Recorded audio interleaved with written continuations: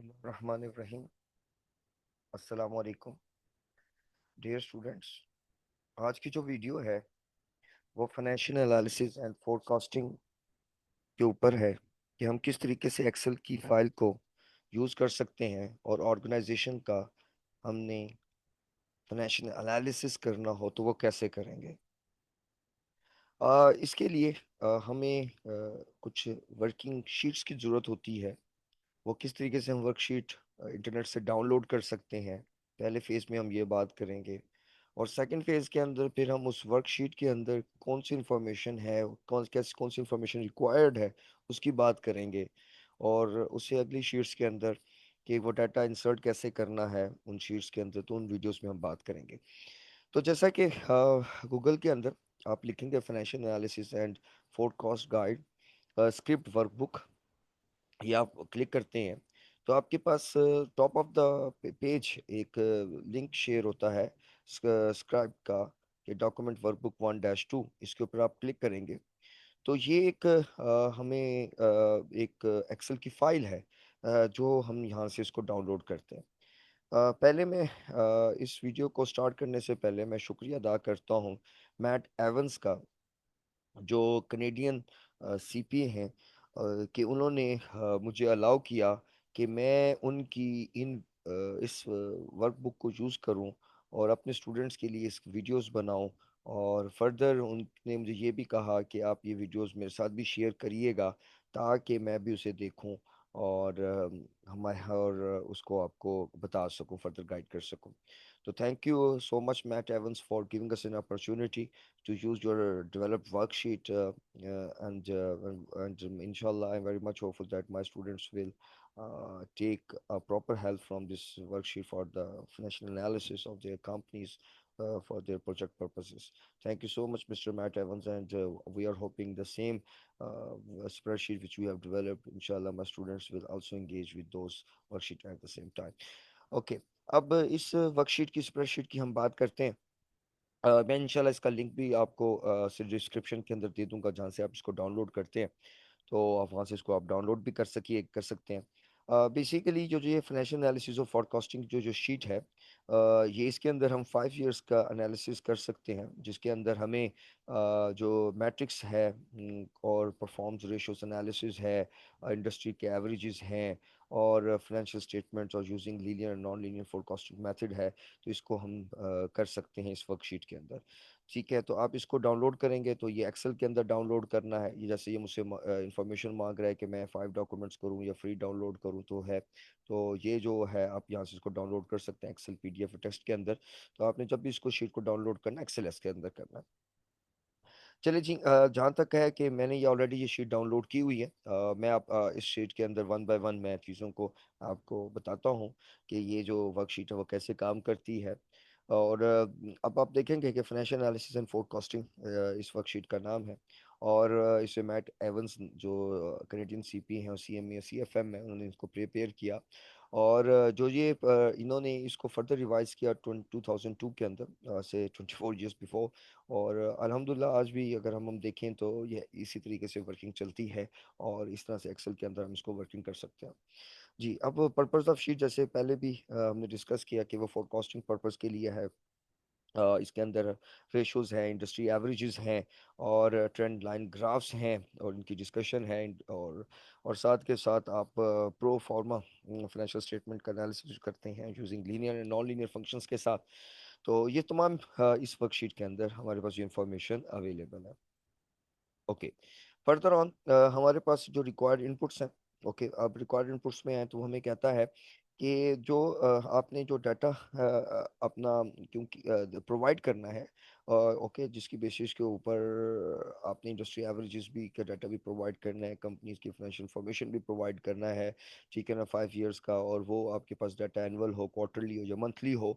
ठीक है, तो वो डाटा आप देंगे। और बेस्ट वो बता भी रहा है कि वो जो रिपोर्ट्स हैं वो पब्लिश्ड रिपोर्ट्स होनी चाहिए, जहाँ से आप इसको डाटा को लें। तो यकीनन आप लोग भी जो डाटा है वो कंपनी की जो वेबसाइट्स हैं वहाँ से आप डाउनलोड कर सकते हैं, या पाकिस्तान स्टॉक एक्सचेंज की वेबसाइट से भी आप डाउनलोड कर सकते हैं, जहाँ पे हमारे पास डाटा सोर्सेज हैं और वहाँ से आपको रिपोर्ट्स मिलती हैं। अच्छा, अब बहुत इंपॉर्टेंट चीज़ है कि ये जो येलो बॉक्स है, ये हमें यहाँ पे ये बता रहा है कि जो भी आपने जो डाटा इनपुट करना है, वो आपने इस येलो बॉक्स जहाँ पे अवेलेबल होगा वहाँ पे आपने डाटा इनपुट करना है। जहाँ पे येलो बॉक्स नहीं होगा तो वहाँ पे आपने डाटा इनपुट नहीं करना। ओके, तो इसलिए जैसे आप वर्कशीट्स आके मूव करेंगे तो इंशाल्लाह मैं आप लोगों को बताऊंगा। अच्छा, सेकेंडली और यहाँ पर नोट भी दे रहे हैं हमें कि जिन वर्कशीट्स के ऊपर जैसे हम क्लिक करेंगे सेल के ऊपर, तो सेल के ऊपर जैसे हम क्लिक करेंगे तो जहाँ पर इस तरीके का क्या कहते हैं रेड कलर का triangle top of the box बना हुआ होगा, तो वहां पे क्लिक करने से या उस बॉक्स पे क्लिक करने से वहां पे हमें कमेंट ओपन हो जाएगा।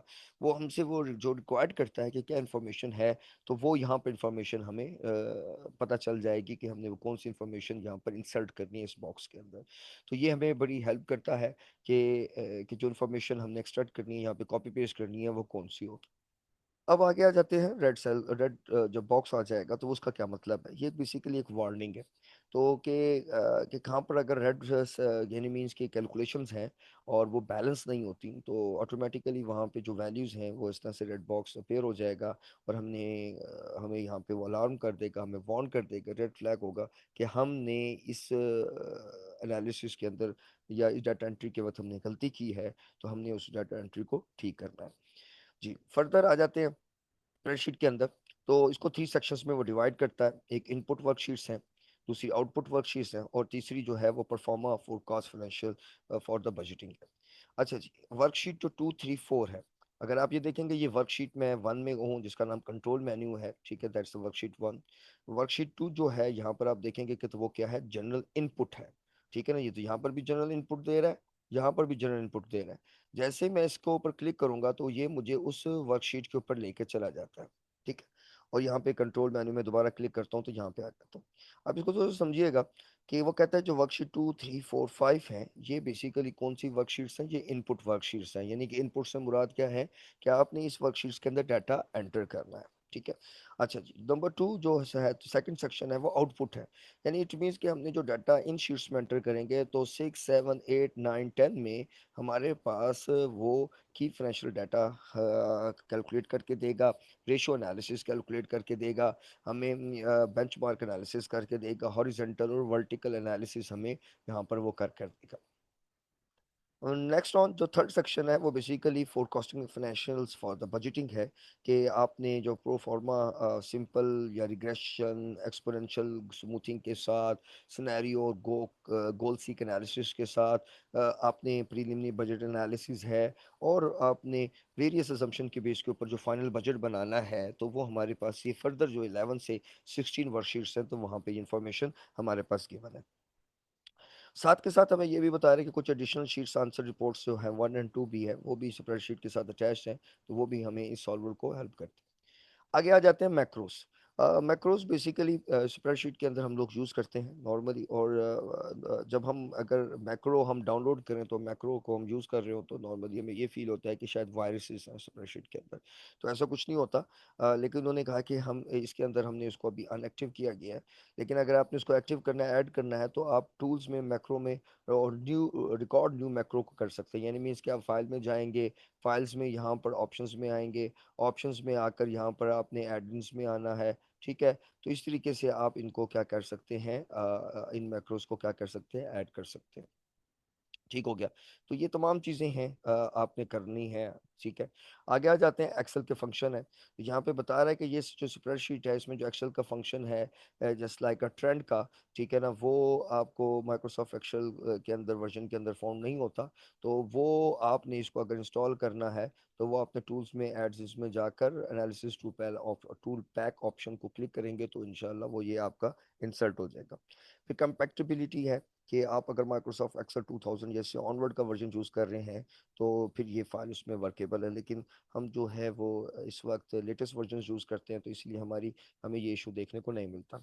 फिर करेक्शंस हैं कि अगर आप ड्यूरिंग वर्किंग अगर आपको कोई प्रॉब्लम्स यहाँ पर आते हैं, हाईलाइट होते हैं, तो आप मैट को कांटेक्ट कर सकते हैं उसकी इस ईमेल आईडी के ऊपर, जहाँ पे वो फर्दर इन इश्यूज को वो रिजॉल्व करेगा। अच्छा जी, अब साथ के साथ ये टॉप के ऊपर था जिसको मैंने यहाँ पे अभी लेफ्ट किया था, मैं आपको बताता हूँ। जैसे अब ये शीट एक्टिव है जिसमें हमने कंट्रोल मेन्यू में है तो यहाँ पे एक्टिव है, तो मैंने यहाँ पर एक्टिव है तो यहाँ पे कंट्रोल मेन्यू, तो मीन्स कि ये एक्टिव है। अगर मैंने वर्कशीट 2 पे जाना है, यानी कि जो जनरल इनपुट की है, मैं इस पे क्लिक करूंगा तो ये ऑटोमेटिकली मुझे जनरल इनपुट की फाइल के ऊपर लेके ले जाएगा, और यहाँ पर देखेंगे तो यहाँ पर एक्टिव है। अगर मुझे पहली वर्कशीट पे जाना है तो मैं होम पे क्लिक करूंगा, तो ये मुझे जो है वो होम वाली वर्कशीट के ऊपर ले जाएगा। ठीक है, तो ये इसने यहाँ पे लिंक्स डेवलप किए हुए हैं हर वर्कशीट के। तो 16 के 16 जो वर्कशीट्स हैं, तो लिंक्स हैं, तो यहाँ पे आप क्लिक करते हैं और हर वर्कशीट के ऊपर ये इन्फॉर्मेशन गिवन होगी। Once you click it, then you will shift on to the that corresponding worksheet. अब यहाँ पर आते हैं। अब यहाँ पर देखिएगा, ये जो पहली वर्कशीट है, ये बेसिकली जनरल, पहले हमने पढ़ा था कि जो हमारे पास जो फर्स्ट जो वर्कशीट्स हैं 1 2 3 4 5, ये हमारी जो वर्कशीट्स हैं, ये बेसिकली हमें जनरल इनपुट, हमें इनपुट देना है। अब यहाँ पर एक बड़ा आप लोगों ने पढ़ा होगा, गीगो का एक टर्मिनोलॉजी यूज होती है, गार्बेज इन गार्बेज आउट। अगर आपका डाटा गलत है, आपकी इनपुट्स गलत हैं, आपने जो डाटा चाहिए था वो इंसर्ट किया, वो गलत इंसर्ट किया, तो यकीनन आपके जो एनालिसिस होगा वो क्या होगा, गलत होगा, आपके आउटपुट्स गलत होंगे। अब यहाँ पर है, जैसे नेम ऑफ कंपनी है, मैंने यहाँ पे ऐड कर दिया, जैसे हसान सीमेंट लिमिटेड है। रिपोर्टिंग पीरियड है, एनुअल है। अब आपके पास अगर सेमी एनुअल है, क्वार्टरली है, मंथली है, तो आप यहाँ पर वो डिफाइन करेंगे। नंबर ऑफ रिपोर्टिंग पीरियड्स हैं, क्योंकि एक साल के अंदर 365 दिन होते हैं, तो मैंने 365 लिखा है यहाँ पर।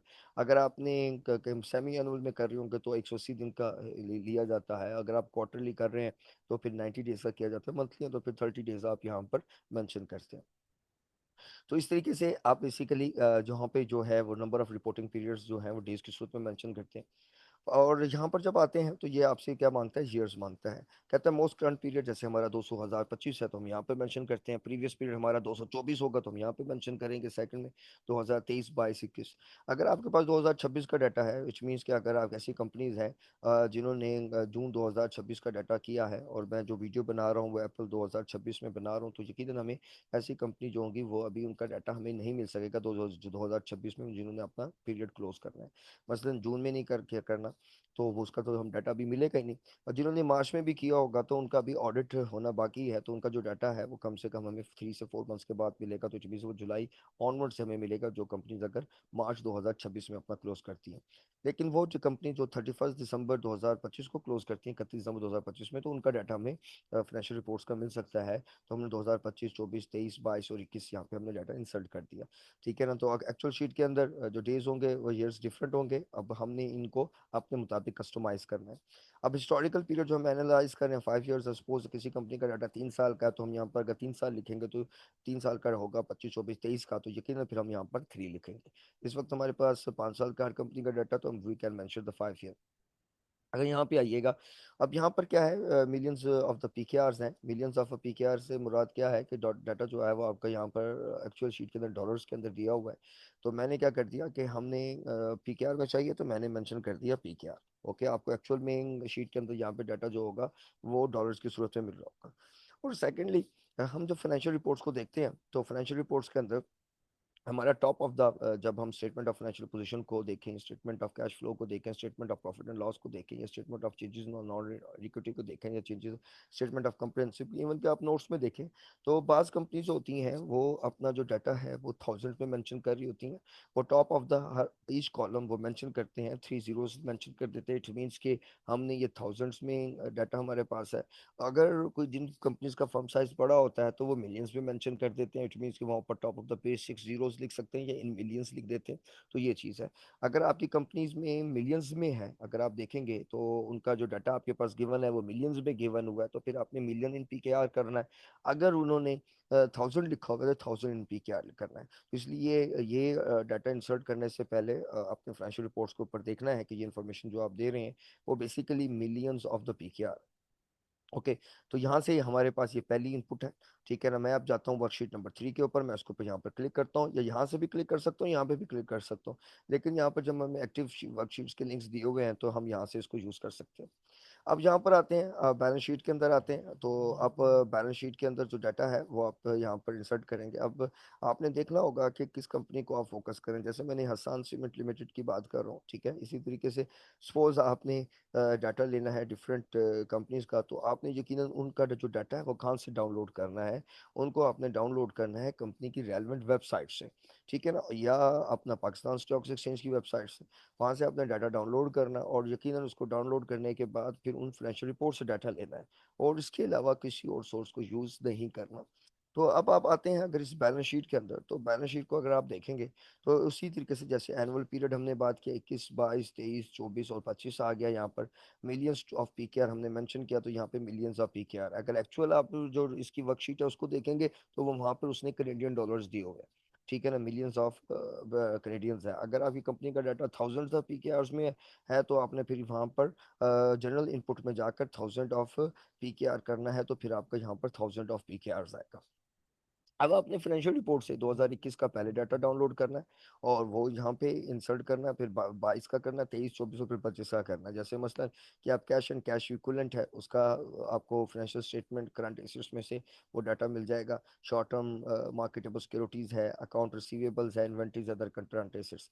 जैसे मैं हर सेल पे क्लिक करता हूँ तो वो मुझे बताता भी है कि all other current assets not otherwise character such as the prepaid items, ठीक है ना।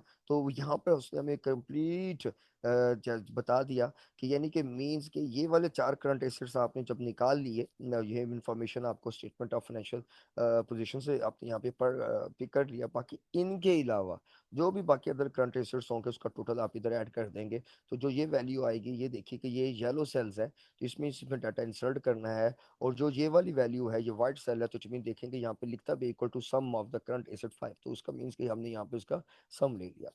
तो साथ के साथ आपने यहाँ पे इंश्योर करवाना है कि इस वैल्यू को आपने नहीं छेड़ना, लेकिन इस वैल्यू को क्रॉस चेक करना है।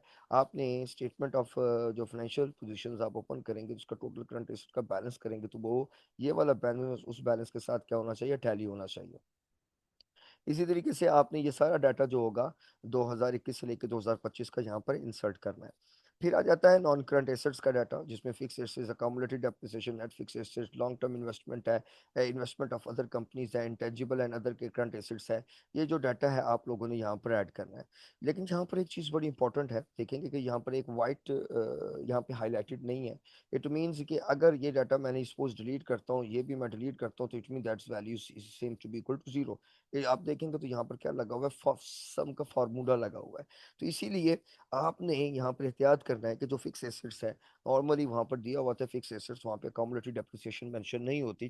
तो आपने फिक्स एसेट्स का डाटा वहाँ पे देना है और अकामुलेटेड डेप्रिसिएशन का डाटा वहाँ से आपने अगर नोट्स ऑफ अकाउंट्स है वहाँ से पिक करके यहाँ पे एंटर करना है। तो नेट फिक्स एसेट जो इस वक्त स्टेटमेंट ऑफ फाइनेंशियल पोजीशन में रिपोर्टेड होंगे तो वो यहाँ पर मेंशन करना है, ठीक है ना। तो बड़ा एहतियात करना है इस डाटा को इंसर्ट करने में। अगर आपने ये डाटा गलत दिया तो यकीनन आपकी जो रिपोर्ट होगी, आपने डाटा गलत प्रोवाइड किया तो आपकी फर्दर जो एनालिसिस होगा वो यकीनन गलत होगा। फिर आ जाते हैं लॉन्ग टर्म इन्वेस्टमेंट्स के अंदर। लॉन्ग टर्म इन्वेस्टमेंट्स का डाटा आपने पुट किया, इन्वेस्टमेंट अदर कंपनीज हैं, इंटेंजिबल अदर एसेट्स हैं।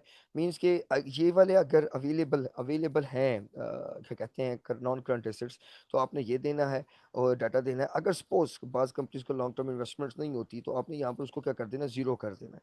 और इन्वेस्टमेंट अदर कंपनीज अगर आपकी नहीं है तो इसको भी आपने क्या कर देना है, जीरो कर देना है। जब आपने जीरो कर दिया, इसके अलावा इन पांचों के अलावा अगर आपकी अदर नॉन करंट एसेट्स हैं तो आपने उसका उसको टोटल करके यहाँ पे आप लोगों ने इसको क्या करना है, इंसर्ट करना है, उसकी टोटल वैल्यू को यहाँ पे देना है। तो टोटल नॉन करंट एसेट्स का जो यहाँ पे जो वैल्यू आएगी वो मैच करनी चाहिए। मैं फिर जोर दे रहा हूँ, वो मैच करनी चाहिए। किससे मैच करनी चाहिए, वो मैच करनी चाहिए आपकी जो स्टेटमेंट ऑफ फाइनेंशियल पोजीशन का टोटल नॉन करंट एसेट्स है उसके साथ करना चाहिए। फिर इसी तरीके से आपको यहाँ पे टोटल एसेट्स की वैल्यू कैलकुलेट हो जाएगी। वो टोटल एसेट्स की वैल्यू आपके पास हमेशा टैली होनी चाहिए उसके साथ जो डाटा इस वक्त आपके पास स्टेटमेंट ऑफ फाइनेंशियल पोजीशन के अंदर रिपोर्ट हो रहा है। इसी तरीके से आप 2021, 22, 23, 24 और 25 का इस तरीके से टोटल एसेट्स को कैलकुलेट कर लेंगे डाटा इंसर्ट करके। फिर आ जाते हैं आप करंट लाइबिलिटीज के अंदर। अब इसके अंदर क्या अकाउंट पेबल है, शॉर्ट टर्म बोरोइंग्स हैं, आपके short term portion of long term debt है, अदर करंट लाइबिलिटीज हैं, ठीक है। यानी कि मींस अगर ये तीन करंट लाइबिलिटीज अवेलेबल्स हैं तो आपने डाटा इसका इनपुट करना है। अगर ये तीनों में से इसके अलावा और अदर करंट लाइबिलिटीज हैं तो फिर अदर करंट लाइबिलिटीज में जाकर इस डाटा को आपने क्या करना है, इंसर्ट करना है। तो इस तरीके से आपका यहाँ पर टोटल करंट लायबिलिटीज का टोटल आ जाएगा। फिर इसी तरह से लॉन्ग टर्म डेट्स या बारोइंग्स हैं, अदर इसके अलावा कोई और लॉन्ग टर्म लायबिलिटी है तो आपने इसको डाटा इधर इंसर्ट करना। तो इस तरीके से आपके पास टोटल नॉन करंट लायबिलिटीज का डाटा आ जाएगा। और इन द एंड ये देखिएगा यहाँ पर एक एहतियात करिएगा कि ये जो कॉलम है ये बेसिकली सम है। यहाँ पे एक एरन से गलती हुई है कि इसको जब करना था तो मैं इसको वाइट कर देता हूँ कि ये जो वाइट है ये बेसिकली वाइट है, ये दिस फार्मूला, यहाँ पे इसको आपने इंसर्ट नहीं करना। फिर आगे आ जाते हैं टोटल लाइबिलिटीज। वो बेसिकली सम है टोटल करंट लाइबिलिटीज का और टोटल नॉन करंट लाइबिलिटीज का, that will equal to this one. अगर यहाँ पे मैं F2 दबाता हूँ, F2, तो ये मुझे बता देता है कि इन इन वैल्यूज को ऐड करके इस वैल्यू को कैलकुलेट किया हुआ है। ओके, फिर आ जाते हैं इक्विटी सेक्शन के अंदर। इक्विटी सेक्शन क्या है कि जिसके अंदर प्रेफर्ड इक्विटी अवेलेबल है। ओके, यहाँ पर वो जीरो है, कॉमन इक्विटी है, उसकी value given additional paid up capital है, गिवन रिटेन अर्निंग है वो है। अगर एडजस्टमेंट हुई है फॉरेन करेंसी की वो है ट्रेजरी स्टॉक, जैसे वापस लिया गया स्टॉक को तो इशू कराने के बाद तो वो उसका नेगेटिव बैलेंस होगा। इस तरह से टोटल शेयर का इक्विटी का बैलेंस आ जाएगा। अब जब हम आते हैं इस बैलेंस की तरफ, F2 को मैं जैसे क्लिक करता हूँ देखिएगा, तो it is a total current liability plus total share equities का सम इसने यहाँ पर दिया हुआ है। ठीक है, तो दैट इज इक्वल टू, ये किसके इक्वल होगा, ये टोटल एसेट्स का। क्योंकि आप इसको चेक करने के लिए इसने यहाँ पे हमें फार्मूला भी दिया है कि हमारी जो अकाउंटिंग की इक्वेशन है कि asset is equal liability plus equity, तो उस सूरत के अंदर यहाँ पे इसका बैलेंस जीरो होना चाहिए। अगर सपोज देखिएगा मैं यहाँ पे प्रेफर्ड इक्विटी का डाटा जो है वो जीरो है, तो इसलिए आप देखेंगे कि तो यहाँ पर इनका डिफरेंस लें टोटल एसेट्स का और टोटल लायबिलिटी एंड इक्विटी का, तो वो जीरो ही आता है। लेकिन अगर मैं किसी वैल्यू को चेंज करता हूँ आपको दिखाने के लिए कि जैसे मैं प्रेफर इक्विटी को वन करता हूँ, तो यकीनन आपने देखा होगा यहाँ पे अब चेंज आ गया कि एक वैल्यू जो है नॉट बैलेंस्ड है, कि बैलेंस नहीं हो रहा। इट मीन्स कि आपकी जो ये कॉलम के अंदर जो डाटा इंसर्ट है कहीं पे मिस्टेक है। ठीक है, मैं इसको जैसे एक जीरो करता हूँ, देखिएगा मैंने जैसे जीरो किया तो मीन्स कि एक्चुअल में था ही जीरो, तो इस मीन्स यहाँ से बैलेंस हुआ। तो ये आपके पास क्रॉस चेक आ जाता है कि अगर आपने गलत डाटा इंसर्ट किया है तो यहाँ पर वो आपको कहेगा कि आपकी तरफ से गलती है, तो आप इसको क्या करें, करेक्ट करें। बताऊं मैं। अब आ जाते हैं एडिशनल इंफॉर्मेशन है जो आपसे वो रिक्वायर्ड करता है कि आपके नॉन अगर डेप्रिशिएबल फिक्स एसेट्स हैं उनकी वैल्यूज अगर आपके पास हैं रिपोर्टेड है स्टेटमेंट ऑफ फाइनेंशियल पोजीशन के अंदर, आप वो मेंशन करें। अगर कोई डेफर्ड टैक्सेस की वैल्यू है वो मेंशन करें। गुडविल राइट ऑफ है उसको मेंशन करें। नंबर ऑफ आउटस्टैंडिंग शेयर्स हैं, क्योंकि हमने ऊपर मिलियन में किया तो यहाँ पर फिर मिलियंस में डिफाइन जोन है। ठीक है, अपना क्या नाम है, par value of common stock है वो सपोज 10 रुपए है। एक्चुअल में अगर आप वर्कशीट में देखेंगे तो यहाँ पर वो डॉलर का साइन है, जैसे यहाँ पर डॉलर का साइन है। मैं इसको अगर चेंज करना चाहता हूँ तो मैं इसको कैसे चेंज करता हूँ, देखिएगा मैंने ये सेलेक्ट किया, इसके ऊपर राइट क्लिक किया और फॉर्मेट सेल में गया। फॉर्मेट सेल में करेंसी, करेंसी में यहाँ पे देखेंगे सिंबल डॉलर है, यहाँ पे मैं क्लिक करता हूँ पीके, तो यहाँ पर PKR का आ गया, मैंने सेलेक्ट किया और बाद में यहाँ से ओके करूंगा तो देखेंगे कि तो ये तमाम का तमाम जो इन्फॉर्मेशन है वो PKR में शिफ्ट हो गई। अब यहाँ पर भी देखेंगे ये भी डॉलर्स में है, तो मैंने F4 की प्रेस करूंगा तो ये वो जो मेरा जो मैंने इससे पहले एक क्या नाम है एक्शन परफॉर्म किया था, तो वो एक्शन जो है इधर मेरा डिस्प्ले हो जाएगा क्योंकि ये मेरे पास सेव है। एक्सेल के अंदर बड़ी खूबसूरती है कि जो भी आपने एक एक्शन परफॉर्म किया हुआ हो तो वो अब दोबारा सेलेक्ट करके उस किसी भी सेल में F4 दबाएंगे तो वो ऑटोमेटिकली हो जाएगा। अगर मैंने डिलीट किया हुआ होगा तो मैं दोबारा F4 दबाऊंगा तो मेरा वो जो सेल के अंदर जो इन्फॉर्मेशन होगी वो डिलीट हो जाएगी, क्योंकि मेरा जो एक्शन था वो बेसिकली जो लास्ट एक्शन था वो डिलीट का ही था।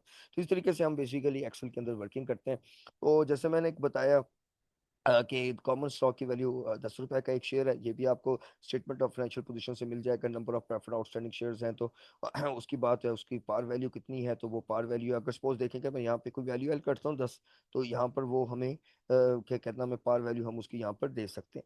ठीक है ना, फिर market price of the common stock है। अब ये बड़ा इंपॉर्टेंट है कि ये हमें मार्केट प्राइस कहाँ से मिलेगी। अगर 31 दिसंबर का है तो आप चाहेंगे पाकिस्तान स्टॉक एक्सचेंज की साइट के ऊपर या कराची स्टॉक्स की सब वेबसाइट के ऊपर, ठीक है ना, तो आप जाएंगे तो वहाँ पर ये डाटा आपको मिल जाएगा। आप 31 दिसंबर 2024 25 23 22 21 के अंदर, तो वहाँ से यहाँ से वहाँ पे लास्ट दिसंबर की क्या थी, नॉर्मली एवरेज ली जाती है, लेकिन यहाँ पे अगर आप चाहें तो लास्ट डे के भी ऐप को एज अ प्रॉक्सी यूज कर सकते हैं। भी इसी तरह से मार्केट प्राइस अगर प्रेफरेंस स्टॉक की है तो वो देंगे, अगर है तो फिर प्रेफर डिविडेंड अगर एरियर्स हैं तो वो वैल्यू मेंशन की जाएगी। Liquidating value of prefer stock वो मेंशन की जाएगी। बुक वैल्यू पर शेयर जितनी भी है वो मेंशन की जाएगी। डिविडेंड पर स्टॉक अगर कंपनी ने दिया 2021 22 24 25 में उसके रुपए कितने रुपए का दिया, तो ऑटोमेटिकली जो डिविडेंड पे आउट है वो खुद कैलकुलेट हो जाना है। अब देखिएगा ये सारे के सारे जो वैल्यूज हैं ये खुद कैलकुलेट होनी है, ये हमने कैलकुलेट नहीं करनी, इनके ऊपर फार्मूले लगे हुए हैं। ठीक है, तो इट मीन्स हमने पहले बताया कि ये वाली जो सेल्स व्हाइट कलर्स में होते हैं ये वैल्यूज ऑटो कैलकुलेट होनी है, यहाँ पे फार्मूले हैं, यहाँ पे हमने इनपुट नहीं देना, इन वैल्यूज को हमने चेंज नहीं करना।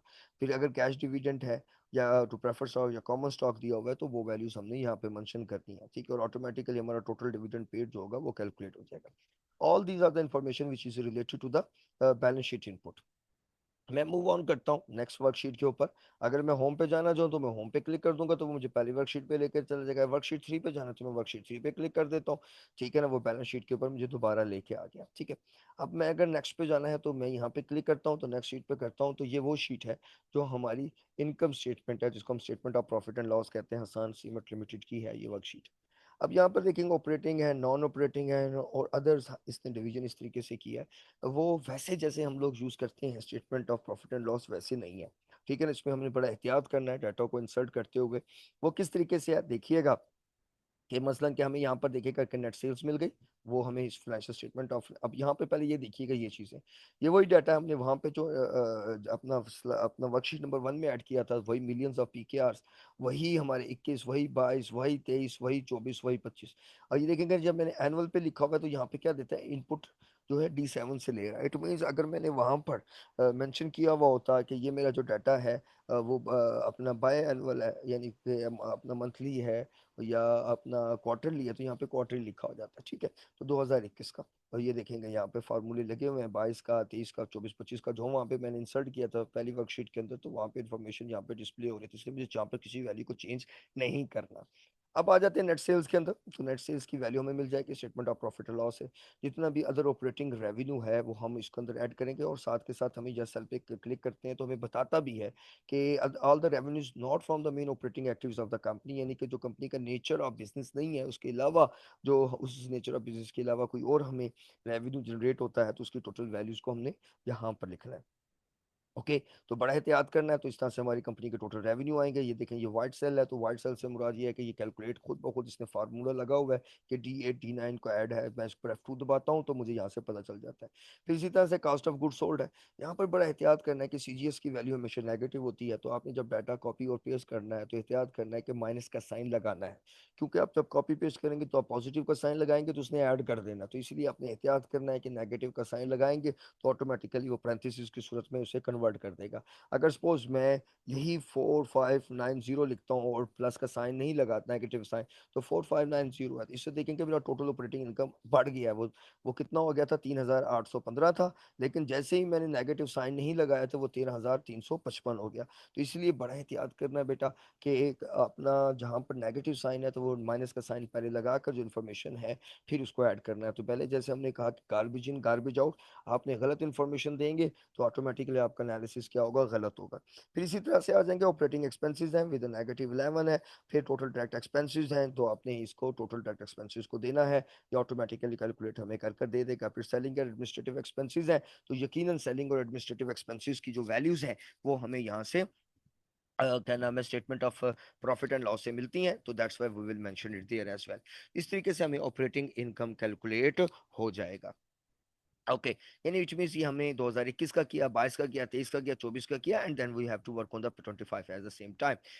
फिर आ जाते हैं नेट ऑपरेटिंग प्रॉफिट के ऊपर, सॉरी नेट ऑपरेटिंग एक्टिविटीज के ऊपर, statement of profit and loss में, यानी कि जिसे आप इनकम स्टेटमेंट कहते हैं। अब इसमें इंटरेस्ट एक्सपेंसेस है, फॉरेन एक्सचेंज का लोन के गेन है या लॉस है, वो मेंशन करना है। एसोसिएट कंपनी का गेन एंड लॉस है, लॉस है तो नेगेटिव बैलेंस मेंशन करना है, गेन होगा तो फिर आपने उसके साथ पॉजिटिव का साइन नहीं लगाना, लेकिन लॉस की सूरत में नेगेटिव का साइन लगाना है। तो जब भी हमें इस तरह की इंफॉर्मेशन दी होती है तो वो बता देता है कि लॉस की सूरत में ऐसी वैल्यू अगर आपने ऐड करनी है तो फिर पैरेंथेसिस लगा के या नेगेटिव साइन लगा के आप लोगों ने ऐड करना है। फिर नेट ऑपरेटिंग लॉसेस हुए हैं तो वो आप मेंशन कर सकते हैं नेगेटिव साइन लगा के, अगर गेन हुआ तो वो पॉजिटिव साइन के साथ आप ऐड करेंगे, पॉजिटिव ना लगाएं वैल्यू ऐड करेंगे तो ऑटोमेटिकली कंसीडर कर जाएगा। फिर इनकम टैक्स एक्सपेंस है, फिर रिजर्व चार्जेस हैं, तो अगर ये तमाम चीज़ें रिपोर्ट है आपकी statement of profit and loss के अंदर, तो आप यहाँ पर इसको दे सकते हैं। इस सूरत में आपका इनकम जो हो जाएगा बिफोर एक्स्ट्रा ऑर्डनरी आइटम्स आ जाएगा।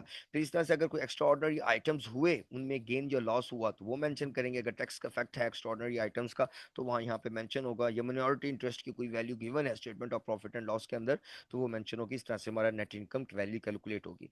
ये एक्चुअली अगर आप देखेंगे तो हमें ये इस तरीके से statement of profit and loss नहीं बनाते, लेकिन हमें जब एनालिसिस करना है तो it must be ensure about that, क्योंकि फार्मूले कैलकुलेशंस फर्दर इसी तरीके से हैं, तो that's why we have to keep in this way as well. ठीक हो गया। अब आगे आ जाते हैं अदर्स में। अदर में अगर प्राइमरी अर्निंग पर शेयर है, ये खुद ब खुद आपको कैलकुलेट कर देगा, क्योंकि नंबर ऑफ आउटस्टैंडिंग शेयर्स आपने बैलेंस शीट वाले इनपुट में वर्कशीट के ऊपर दिया हुआ है, तो ऑटोमेटिकली यहाँ पे कैलकुलेट भी कर रहा है कि यानी कि G28 को, यानी कि इस वैल्यू को वो बेसिकली डिवाइड कर रहा है बैलेंस शीट की थर्ड जो हमारी बैलेंस शीट है उसके वैल्यू के ऊपर जो D53 में थी, तो automatically primary earning per share आपको कैलकुलेट करके यहाँ पर दे देगा। आप जब इसको ये खुद कैलकुलेट करके देगा भी सही, और साथ के साथ आप इसको इंश्योर भी करवा सकते हैं, जो आपकी वर्किंग है फाइनेंशियल स्टेटमेंट के अंदर आप देखेंगे तो वहां पे भी रेशो एनालिसिस किया हुआ होता है, तो उसके साथ ये वैल्यूज मैच करेंगी। मुमकिन है मैच ना भी करें, लेकिन उम्मीद है कि वहां पे आप लोगों के साथ मैच करेंगे। और फिर earning before interest and taxes इसने खुद कैलकुलेट करके देना है। डेप्रिसिएशन अमॉर्टाइजेशन की वैल्यू हमेशा हमें नेगेटिव में देना है, ये हमें बता भी रहा है। रिसर्च और डेवलपमेंट एक्सपेंसेस अगर हुए हैं तो वो भी हमें नेगेटिव में बैलेंस देना है। कैपिटलाइज इंटरेस्ट एक्सपेंस को किया तो उस सूरत में भी उसका नेगेटिव बैलेंस होगा। इंटरेस्ट अगर आपकी कोई इनकम आई है तो वो आपका पॉजिटिव बैलेंस के साथ है। टोटल और नेट ऑपरेटिंग प्रॉफिट उसने खुद एक्सपेंसेस कैलकुलेट करना है, और क्योंकि फार्मूला ऑलरेडी गिवन है, फिर टोटल एक्स्ट्रा ऑर्डनरी आइटम्स भी उसने कैलकुलेट करके हमें दे देना है, और टैक्स रेट भी हमें कैलकुलेट करके दे देना है। तो इसलिए हर साल का हमें जो टैक्स रेट है वो डिफरेंट यहाँ पर कैलकुलेट होगा। तो ये तमाम जो इन्फॉर्मेशन है, ये हमारी income statement for Hasan Cement Limited के लिए है। अगर मैंने नेक्स्ट पे जाना है तो मैं इस पे क्लिक कर दूंगा। अगर मैंने वापस जाना है तो मैं इस पे क्लिक करूंगा। अब मैंने नेक्स्ट पे जाना है तो इस पे क्लिक करता हूँ, तो ये मुझे कहाँ लेके जाता है, थर्ड स्टेटमेंट के ऊपर। यानी कि जो फोर्थ वन जो हमने इनपुट पढ़ी थी वो क्या थी, कैश फ्लो स्टेटमेंट। ओके, अब ये हमें कैश फ्लो स्टेटमेंट के ऊपर लेके गया। अब अगर हम कैश फ्लो स्टेटमेंट्स को देखते हैं तो इसमें बेटा आप देखेंगे क्या आएगा। अब ये कैश फ्लो स्टेटमेंट के अंदर आप अगर आकर देखते हैं तो वही तमाम इन्फॉर्मेशन जो हमने शीट नंबर 1 में दी थी वो यहाँ पर गिवन है। और यहाँ पर जैसे हम जानते हैं कि कैश फ्लो स्टेटमेंट तीन पार्ट्स में होती है, ऑपरेटिंग एक्टिविटीज़ होती है, इन्वेस्टमेंट एक्टिविटीज़ होती हैं, और फाइनेंसिंग एक्टिविटीज़ होती हैं। तो यहाँ पर आप देखेंगे तो डिस्क्रिप्शन के अंदर वो जो ऑपरेशन एक्टिविटीज़ के अंदर जो बैलेंसेस हमारे पास जो जो इन्फॉर्मेशन गिवन होती है, हम वहाँ पर इसकी बात करते हैं। जैसे कि नेट इनकम है, हमें ये वैल्यू नहीं देनी, इसने ऑटोमेटिकली पिक करके हमें देना है। हमने डेप्रिसिएशन की वैल्यू नहीं देनी, इसने ऑटोमेटिकली हमें पिक करके देना है। ओके, आगे आ जाते हैं। यहाँ पर देखिएगा, यहाँ पर ये फर्दर जो वैल्यूज हैं ये खुद कैलकुलेट करके दे रहे हैं, आपने इनको कैलकुलेट नहीं करनी। लेकिन ये वाली जो वैल्यू है, अगर आपको डेफर टैक्स में इंक्रीज हुआ या डिक्रीज हुआ है तो आपने 2021 वाली मेंशन करनी है, लेकिन 22 23 24 वाली, सॉरी 22 23 24 25 वाली आपने मेंशन नहीं करनी। अच्छा जी, आगे मूव होते हैं। अगर आपको गेन हुआ या लॉसेस हुआ है, क्या क्या नाम है, सेल ऑफ एसेट्स के ऊपर, तो गेन हुआ है तो आपने नेगेटिव बैलेंस के साथ मेंशन करना है, यानी कि पैरेंथेसिस लगा देना है। अगर आपका लॉस हुआ है तो सूरत में आपने पॉजिटिव साइन लगाना है। इस तरह से अगर करंट एसेट्स में इंक्रीज हुआ है तो नेगेटिव साइन, अगर डिक्रीज हुआ है तो फिर आपने उसके साथ पैरेंथेसिस नहीं लगाने, फिर आपने विद बगैर पैरेंथेसिस के यहाँ पे मेंशन करना है। अगर आपका करंट लायबिलिटी में इंक्रीज हुआ है तो आपको वो पॉजिटिव साइन के साथ होगा, अगर वो डिक्रीज हुआ तो फिर आप नेगेटिव साइन के होंगे साथ होगा। अब देखेंगे ये वाली वैल्यू सिर्फ आपने 2021 की देनी है, बाकी उसने खुद ये वैल्यू जो है फर्दर यहाँ पे कैलकुलेट करके हमें दे देनी है, इसलिए इन वैल्यूज को आपने नहीं छेड़ना। इसलिए total cash flow from operation आएगा। तो मींस कि आपने जब डाटा एंटर कर रहे होंगे तो ऑटोमेटिकली ये इन्फॉर्मेशन जो होगी ऑटोमेटिकली यहाँ पर कैलकुलेट होती हुई आ रही होगी, अगर उस शर्त में कि जब आपने सही तरीके से लास्ट टू स्टेटमेंट्स को डाटा को इंसर्ट किया होगा, तो कैश फ्लो स्टेटमेंट की यहाँ पर वैल्यूज मैच करेंगी आपकी cash flow from operating activities के साथ। अब आ जाते हैं इन्वेस्टमेंट एक्टिविटीज के अंदर। इन्वेस्टमेंट एक्टिविटीज में जैसे कि आप यहाँ पर देख रहे हैं, कैपिटल एक्सपेंडिचर है, एक्विजिशन है, अदर अदर कंपनीज का proceeds from sale of assets है, परचेज है ऑफ इन्वेस्टमेंट्स है, sale of investment and other investments है। तो आपने ध्यान करना है, अगर कैपिटल एक्सपेंडिचर है तो मीन्स के कैश आउटफ्लो है तो नेगेटिव बैलेंस होगा, एक्विजिशन ऑफ अदर है, कैश आउटफ्लो है तो नेगेटिव बैलेंस, और प्रोसीड ऑफ सेल है तो यानी कि आपने फिक्स एसेट्स को सेल किया वहां से आपको पैसे मिले हैं तो पॉजिटिव बैलेंस है। अगर आपने कोई इन्वेस्टमेंट परचेज किया तो आपका कैश आउटफ्लो है तो नेगेटिव बैलेंस होगा। सेल ऑफ इन्वेस्टमेंट है कि आपने इन्वेस्टमेंट को सेल किया तो कैश इनफ्लो हुआ तो इसलिए पॉजिटिव बैलेंस है। अदर इन्वेस्टमेंट एक्टिविटीज की सूरत में आपने ये एहतियात करना है कि इसके अलावा अगर कोई अदर इन्वेस्टमेंट एक्टिविटीज है उनको ऐड या लेस करने के बाद अगर आप पॉजिटिव बैलेंस बनता है कि इनफ्लो की सूरत में तो आप प्लस के साथ मेंशन करेंगे। अगर वो नेगेटिव बैलेंस बनता है इट मींस कि वो आपका आउटफ्लो है तो उस सूरत में नेगेटिव साइन मेंशन करेंगे। तो इस तरीके से आपका cash flow from investment activities आ जाएगा। यहाँ पे पॉजिटिव भी हो सकता है, नेगेटिव भी हो सकता है, डिपेंडिंग अपॉन जो डाटा एंटर करेंगे, और उसको क्रॉस चेक करना है उस फ्रेंच कंपनी की फाइनेंशियल रिपोर्ट के साथ जिसका डाटा आप यहाँ पर इंसर्ट कर रहे हैं। फर्दर ऑन आप फाइनेंसिंग एक्टिविटीज़ में आते हैं। तो फाइनेंसिंग एक्टिविटीज़ के अंदर जब आप देखेंगे तो आपने क्या नाम है, प्रोसीडिंग ऑफ फ्रॉम बोरोइंग की बात करते हैं, तो कि बोरोइंग कैसे करनी है। और अब वो वाला डाटा आपको स्टेटमेंट ऑफ फाइनेंशियल अपना income statement of cash flow से मिल रहा होगा। तो आपने देखना है, अगर यहाँ पे वो डाटा वहाँ पे नहीं गिवन है तो ये मीन्स यहाँ पर वो इसकी वैल्यू क्या हो जाएगी, जीरो हो जाएगी। अगर बोरोइंग्स के ऊपर पेमेंट की है, तो अगर पेमेंट्स की है तो आउटफ्लो है, तो नेगेटिव बैलेंस होगा। यानी कि प्रोसीड फ्रॉम बोरोइंग, किसी से उधार लिया तो इनफ्लो है, तो इसलिए पॉजिटिव बैलेंस है। पेमेंट की है तो कैश आउटफ्लो है, नेगेटिव बैलेंस है। अगर डिविडेंड आपने पे किया टू द शेयर होल्डर, तो मीन्स कि आपका नेगेटिव बैलेंस होगा। ठीक है ना। प्रोसीड मिनॉरिटी इंटरेस्ट में है, तो उस सूरत के अंदर ये आपका क्या है, कैश इनफ्लो है, तो इसलिए पॉजिटिव बैलेंस होगा।